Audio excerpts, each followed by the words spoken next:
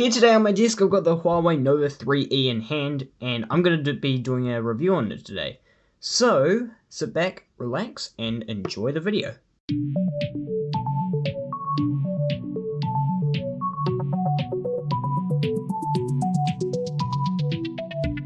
So taking a look around the device, you'll see that it doesn't actually look too bad. So on the bottom you've got your single mono speaker. There are no stereo speakers on this model, but that's fine. You don't expect that. You've got the USB-C port and headphone jack. On this side, you have your SIM and micro SD card slot. On this side, you've got your volume rocker and power button. And on the back here, you'll see that it's actually made of glass, which looks really stunning. You can actually see that reflecting on the windows back there. It looks really cool.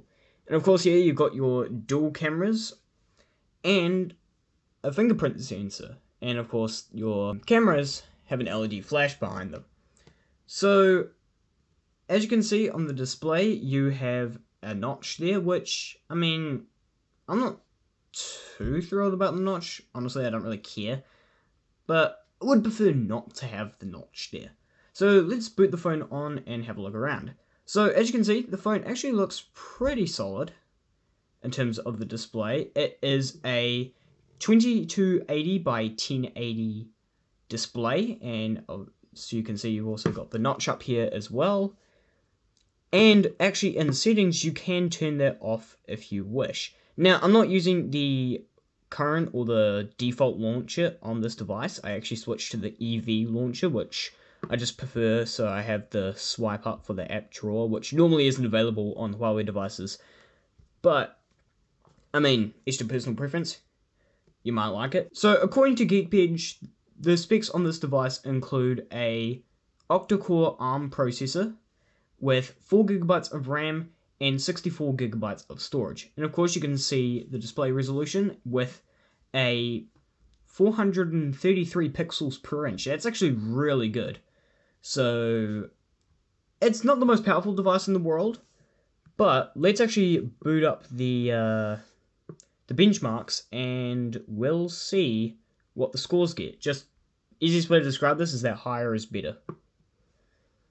One eternity later. So according to Geekbench here, the results from the benchmark test were a single core score of 192 and a multi-core score of 898. So this is very much in line with other mid-range devices, because this is a mid-range device. So, now that we've got that out of the way, let's also go back to the glass back. So, like I said, it does look and feel amazing in the hand, but it does have the sacrifice that all other glass phones have, that it could shatter easily if it is dropped. So, even though you are going to kind of remove that awesome look of it, you do want to pick up a case and screen protector to protect it. So, moving on to the camera, which I will boot up real quick. There. So camera quality is decent. Let me just take a picture of something. That will do. So here we have a picture of BB-8, and it looks decent. Sharpness on this is alright. It does kind of get a little bit blurry when you're going up close, but overall the image is decent. Maybe the white balance is a little bit off, but overall it is a decent looking camera. But if you've certainly played with other DSLRs or other better smartphone cameras in the past, then this definitely won't amaze you. Also, I forgot to mention, even though this does have the glass back, it does not have wireless charging. And speaking of charging, you do have a 3000 mAh battery inside of here, which of course is rechargeable via USB-C. And something I've noticed is that unlike my Nokia, this doesn't actually charge that fast. And also something else I noticed, even though the score from the Geekbench test was higher on the Nokia, the battery doesn't drain as fast as on this. I'm not sure what that is, but battery life on this isn't too great. Even if you're just watching YouTube videos all day, battery life is not great. But now that we are here, let's talk about the pricing real quick.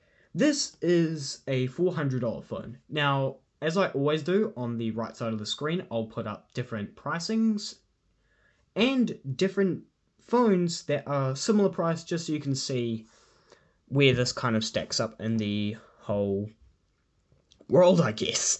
So, yeah, for the money, I think this is actually a really excellent phone. You've got flagship level build quality, a decent camera, and a alright build of Android, and this is actually on Android Pie, so it's actually not that far out of date. So, I guess that ends today's video. So, sorry it wasn't as detailed as some of my other reviews have been, but I didn't really research much for this, so I mean, next time, better research. So, that is going to be it for today's video. If you guys did enjoy it, remember to hit that thumbs up button or subscribe to the channel. We'll catch you guys in the next either technology or game review. Catch you guys later. Thanks for watching. Stay cool.